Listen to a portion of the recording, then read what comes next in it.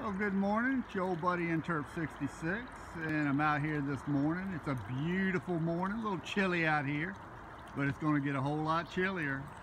Tomorrow morning it's going to be kind of cold for around here, probably down in the 20s. Oh, the wind's picking up, so it's going to turn colder as the day goes on. But I'm out here this morning enjoying a nice cool fall morning. Oh, it's so nice out here this morning. We got a lot of rain yesterday. It's nice out here. And I just want to kind of give you an update on things. The goldfish are doing all right. I haven't lost any more goldfish since that sickness came through a week or so ago. So we're doing pretty good with them. The pond, they're doing all right. I added a bunch of minnows yesterday. They're doing all right. The water temperature's cooling down. It's in the low 50s right now. It'll probably cool off into the 40s, especially since that cold front's coming through. It's supposed to turn off in the 20s tonight. So the pond will probably get down to the I'm gonna say the mid 40s by tonight. We'll see. It'll be interesting to see how low it goes tonight. I did a little bit of work on the pond last week. I'm trying some different capstones, and I put some more wall block. Let me show you real quick what I did. It's wet out here. All that rain yesterday. Added some more wall blocks here. I went around here a little bit, got some more done. And quickly I'll show you the goldfish pond. So they're doing pretty good. Old Spot, he's the oldest goldfish I got in here. He's doing quite well. He survived the Great Extinction. So we'll see how they do.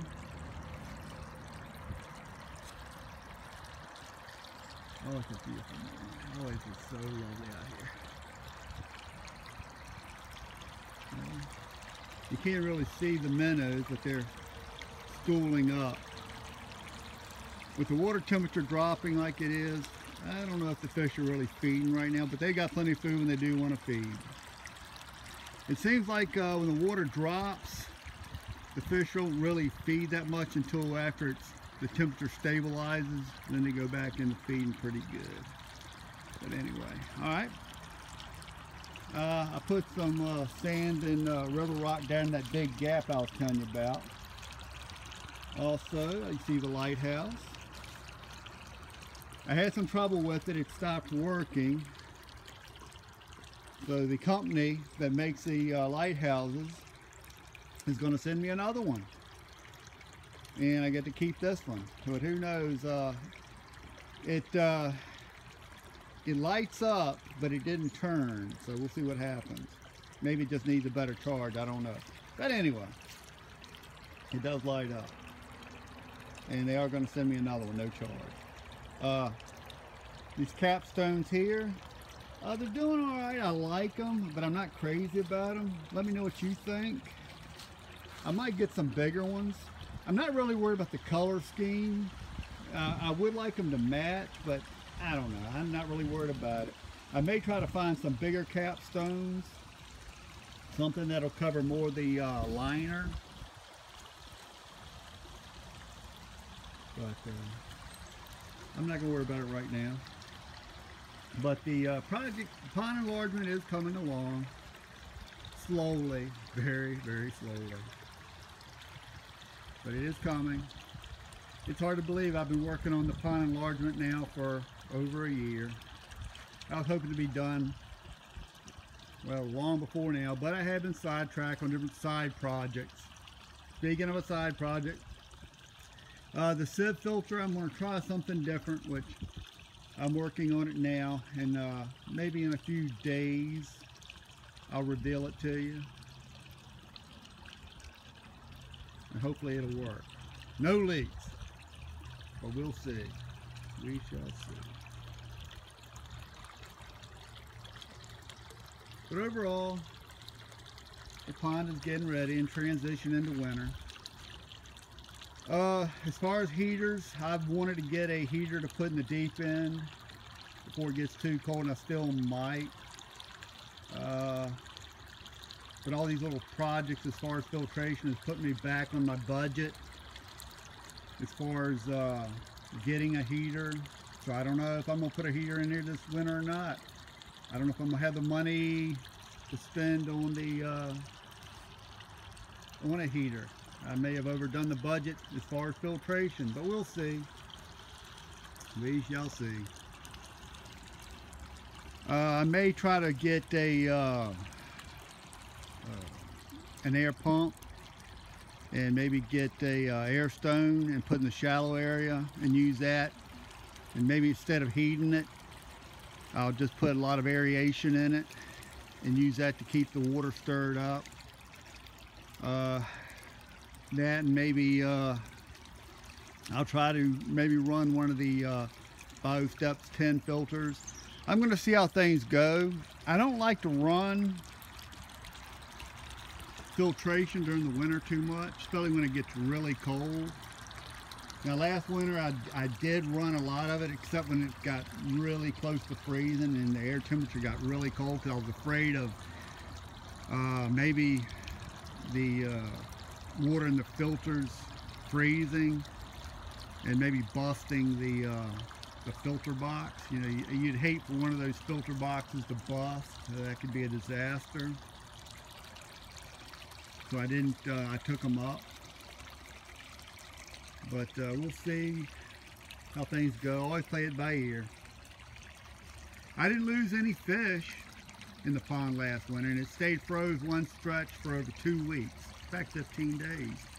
Then it stayed froze for another stretch for about maybe 8 days. As far as the goldfish pond, of course, I didn't have this 100-gallon tote pond last winter. I had a smaller liner pond, and I did lose some fish, a few, but not too bad. But I'd really hope not to lose any. But we'll see. I do have a smaller heater I could put in this one, and I may. It's one of those floating stock tank heaters I bought last winter. If you remember, if you look back at my older videos, originally it didn't work, so I exchanged it for another one, and I still have it. And I may use it on this one.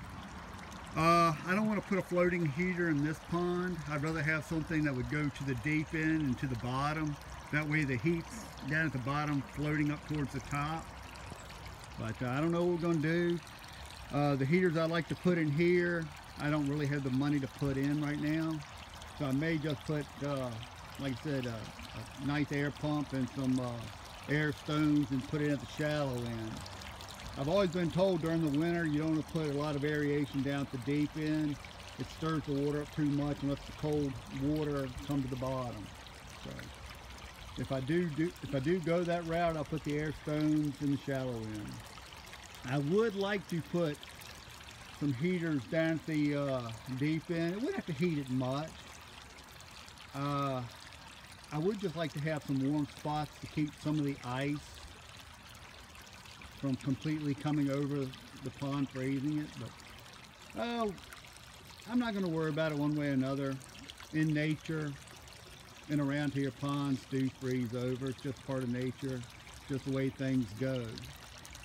So anyway, with all this being said, I'm just giving you some quick updates on things. And I'm still happy with my lighthouse. Like I said, it's a few little hiccups with it, but no big deal. And that great company is going to be sending me another one.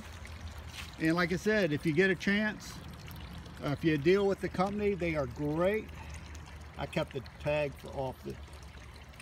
Dealing with them are great. My wife sent them an email, told me we had problems with it, that it would shine, but it wouldn't turn. They sent her an email back saying they would send me another one, no charge, and I get to keep the old one. So anyway, they're a great company to deal with. And who knows, maybe I'll get lucky and maybe this thing one day will start turning on its own again. Who knows? But anyway, I want to thank you very much for watching. And I want to thank all my supporters. I really do. It means a lot to have folks watch these videos.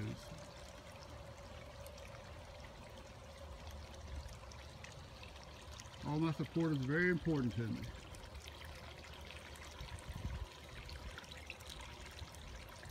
You know, you get to kind of see what it's like to try to keep a pond running on a budget. You know, I'm kind of the poor man's pond guy. I don't have a big budget to run this pond. In fact, I don't have a big budget to run anything. But with all that being said, that is life. Well, have a wonderful day, and thank you very much for watching.